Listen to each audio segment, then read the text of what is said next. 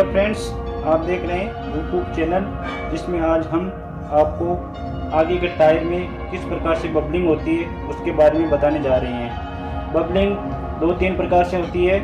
सबसे पहले फ्रेंड्स, नए हो तो चैनल को सब्सक्राइबर कर लेना और साथ में बेल आइकन की घंटी को प्रेस कर लेना, जिसमें आप तक नई वीडियो आए तो सबसे पहले फ्रेंड्स आप तक पहुंच सके।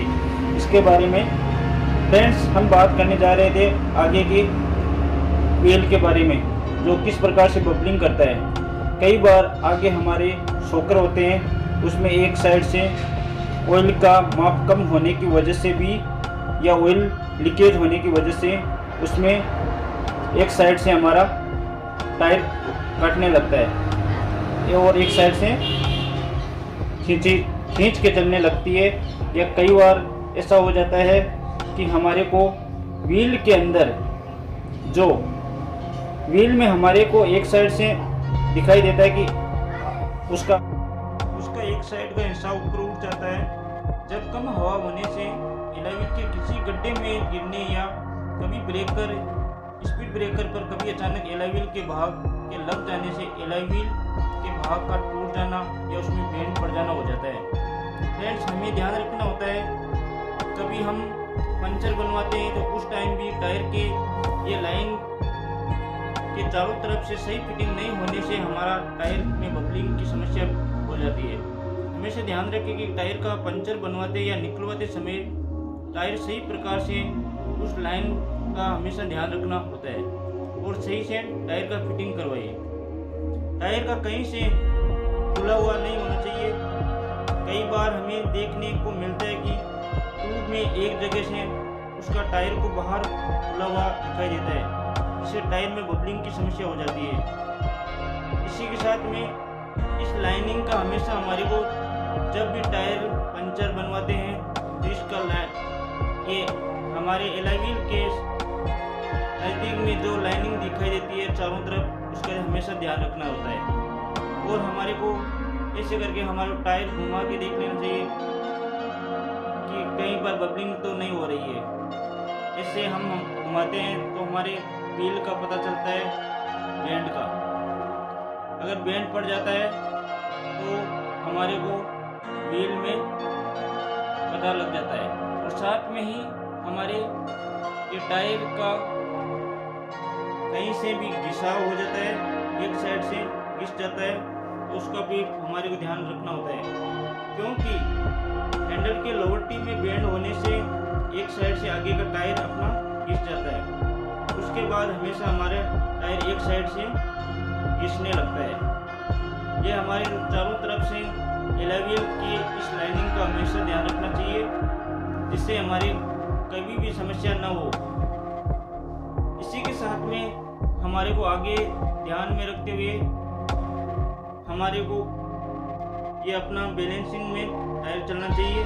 इसे किसी प्रकार से ये टायर एकदम बीचों बीच एक साइड से ना घिसाव होना चाहिए। अगर एक साइड से टायर अपना घिस चुका होता है तो भी टायर में हमारे में बबलिंग की समस्या पैदा हो जाती है। आगे हमारे को ध्यान में रखते हुए टायर का सही अपने स्थान पर एक सही दिशा में चलना चाहिए। आगे हमारे को बताते हुए जो अपने व्हील के बैलेंसिंग और उसको चेकअप करने का तरीका इसमें बताने जा रहे हैं। यहाँ से हमारी ये लोअर टी है, इन दोनों नटों ढीला कीजिए और साथ में इनको बैलेंसिंग में लाने के लिए हल्के से अपने हाथ से चोट भी मार सकते हैं। कई बार अपने यहाँ से शॉकरों से ऑयल का नाप या ऑयल लीकेज होने से हमारे एक साइड से टायर का कट जाना हो जाता है और यहाँ से कई बार समस्या पैदा होती है, जिसे गाड़ी चलती है तो खट खटाक की आवाज़ आती है।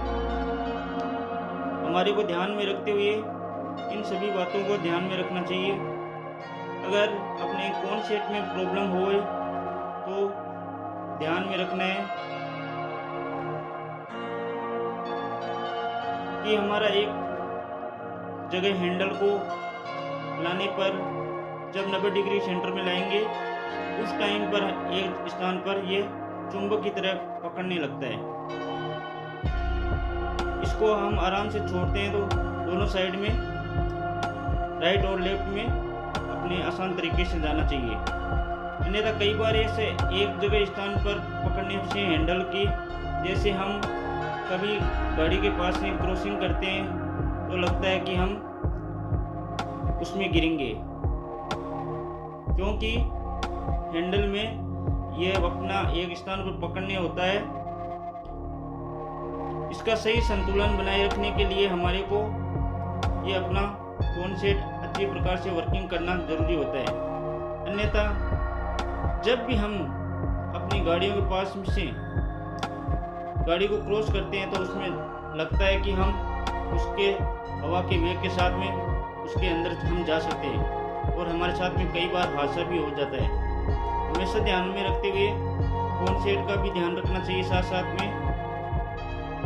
अगर कई बार ऐसा हो जाता है तो यहाँ से हमारे को अपना ये चकनट है उसको भी खोल लेना चाहिए, और साथ में यहाँ से हल्का सा ढीला करके वापस उसको संतुलन में ला सकते हैं।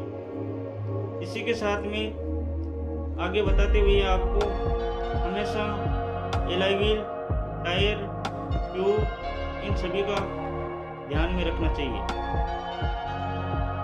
फ्रेंड्स, हमारे को हर बात का ध्यान रखते हुए आगे इन सभी बातों को ध्यान में रखना जरूरी होता है। फ्रेंड्स, वीडियो अच्छा लगे तो लाइक, शेयर और साथ में सब्सक्राइब करना ना भूलें। जय हिंद साथियों, वंदे मातरम।